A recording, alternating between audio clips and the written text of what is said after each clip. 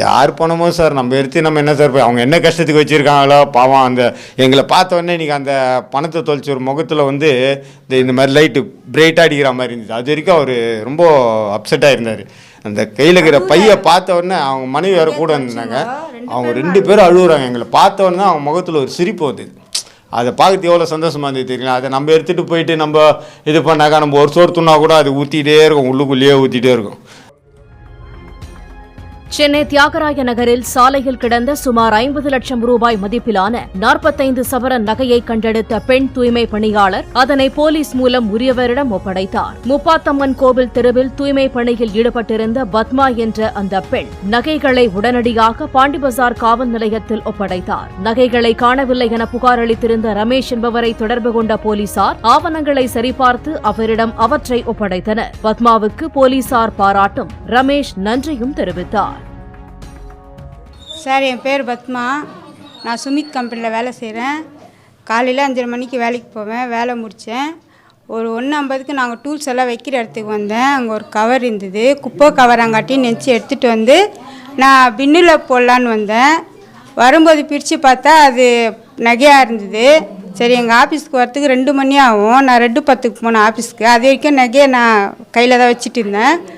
ஆஃபீஸுக்கு போய் கொடுத்துட்டு எங்கள் அதிகாரிங்களெல்லாம் வர சொல்லி நேராக ஸ்டேஷனுக்கு போய் கொடுத்துட்டோம் சார். இவ்வளோதான் சார் நடந்தது. நான் வேலை செய்கிற இடத்துல சார் முப்பத்தம்மா கோயில் இருக்குங்க. அங்கே வந்து மகாராஜபுரம் சந்தான சாலை தெரு பேர் டி நகர். அது தெரில சார். கவரோட எடுத்துகிட்டு போய் கொடுத்துட்டேன் நான். அது எவ்வளோ என்னான்னு தெரியாது. என்கிட்ட ஃபோனும் கிடையாது, டைம் பார்க்கவும் எனக்கு டைம் இல்லை. அதான் தெரியல. நான் சாப்பாட்டு பையெல்லாம் வச்சிருந்தேன்னா அது சாப்பாடு கொடுப்பாங்க, அதெல்லாம் வச்சுட்டு இருந்தனால இது மேலே எனக்கு கவனம் வரல. முதல்ல அது எப்போ கொடுத்துன்னு சொல்லிட்டு தான் நான் ஆஃபீஸுக்கு வந்தேன் சீக்கிரமாக. எனக்கு ஒன்றும் தோணல சார். அவங்ககிட்ட கொடுத்துனான் தான் சார் தோணுச்சு. எங்கள் வீட்டுக்காரர் அந்த மாதிரி அவருக்கு கிடைக்கும் போது எப்படி பண்ணாரோ அதே மனசு தான் எனக்கும். அதான் நகை எடுத்துமே பணத்தை எடுத்துமே கொடுத்தாருல்ல, அவருக்கு பணம் கிடச்சிது, அவரும் எடுத்துமே கொடுத்தாரு.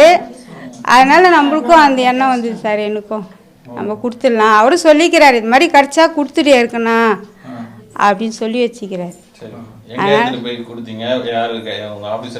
ஆமாம் சார், எங்கள் ஆஃபீஸர் எல்லாம் வந்தாங்க. ஒரு 5 பேர் இருக்கும். மேனேஜரு, ஆஃபீஸர் எல்லாம் வந்தாங்க. எடுத்துன்னு போய் கொடுத்துட்டு வந்துட்டேன் சார். சார், இவங்க என் மனைவி பேர் பத்மா. டி நகரில் பாண்டிபஜாரில் வந்து முப்பாத்தம்மன் கோயிலாண்ட வேலை செய்கிறாங்க. பெருக்கிற வேலை செய்கிறாங்க ஊப்பரில். அங்கே செய்யும்போது அவங்க வேலையை முடிச்சுட்டு வரும்போது வீட்டுக்கு போகிற டைமில் அங்கே ஒரு நகை கிடச்சிருக்கு, பை கிடச்சிருக்கு. அது எடுத்து பார்த்துருக்காங்க.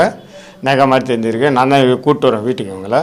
அது நேராக ஆஃபீஸுக்கு போய்ட்டோம். அவங்க ஆஃபீஸுக்கு போய்ட்டு மேனேஜர்கிட்ட ஒப்படைச்சோம். அவங்க அது மேலதிகாரெலாம் தகவல் சொல்லி அவங்க காவல்துறையிட்ட ஒப்படைச்சாங்க. காவல்துறை வந்து கொஞ்ச நேரம் உட்கார வச்சு எங்களை பேசுனாங்க, என்ன இது எப்படி கிடச்சிது, என்ன கிடச்சின்னு. அதே மாதிரி அவங்க அந்த நகையை தொலைச்சவங்களாம் வந்திருக்காங்க.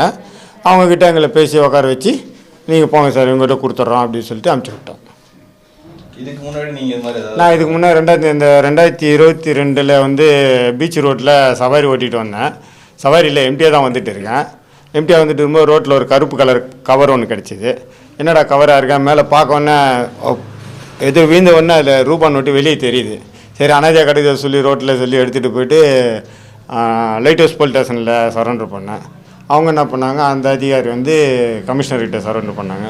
அப்புறம் அவங்க கூப்பிட்டு இந்த மாதிரி மீடியா பத்திரிக்கை கமிஷனர் ஐயாவும் நல்லபடியாக நல்லா இது மாதிரி ஆட்டோ இவருக்கு என்ன மரியாதையோ அது நல்லா பண்ணாங்க. அந்த மாதிரி பண்ணி எங்களுக்கு இது பண்ணாங்க. ஐயா கையில் சீல்டு ரொக்கா பணம்லாம் கொடுத்தாங்க எங்களுக்கு. அவ்வளோ.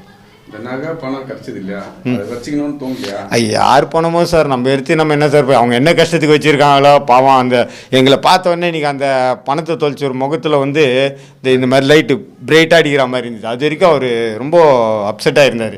அந்த கையில் இருக்கிற பையை பார்த்த உடனே அவங்க மனைவி வேறு கூட இருந்தாங்க. அவங்க 2 பேரும் அழுகுறாங்க. எங்களை பார்த்த உடனே அவங்க முகத்தில் ஒரு சிரிப்பு வந்தது. அதை பார்க்கறது எவ்வளோ சந்தோஷமாக இருந்தது தெரியல. அதை நம்ம எடுத்துகிட்டு போயிட்டு நம்ம இது பண்ணாக்கா நம்ம ஒரு சோறு துண்ணா கூட அது ஊற்றிட்டே இருக்கும், உள்ளுக்குள்ளேயே ஊற்றிட்டே இருக்கும். ஆனால் 1,75,000 சிம்பிள் காசு அதே கொடுக்கும்போது இது பெரிய அமௌண்ட் மாதிரி தெரியுது. அவங்க என்ன இவ்வளோ நகர்ந்து பார்க்கறது இவ்வளோ இருந்துருக்கு கையில் எனக்கு தெரிஞ்சுது. அது என்ன அழுவை எதெல்லாம் தெரியாது, அதெல்லாம் அவங்க தான் சொல்லுவாங்க. அதனால் வந்து அது மற்றவங்க பொருள் மேலே ஆசைப்படக்கூடாதுன்றது எங்களுடைய அப்பத்துலேருந்தே இருக்குது. அதே மாதிரி தான் என் மனைவி இவங்க கரெக்டாக எடுத்துகிட்டு அது நேர்மையாக ஒப்படைச்சிருக்காங்க. உங்கள் சார்பாக என்னுடைய வாழ்த்துக்கள் உனக்கு.